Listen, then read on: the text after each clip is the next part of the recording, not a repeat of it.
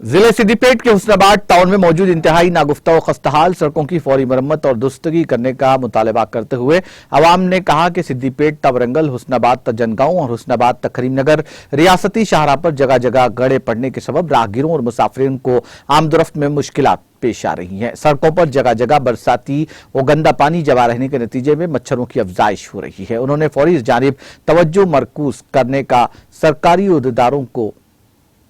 ओहदेदारों से मुतालबा किया।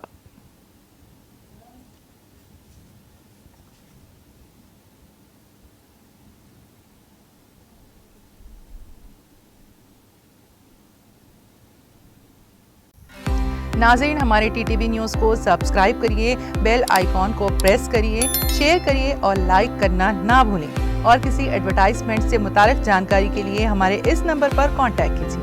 हमारा नंबर है 9550102020।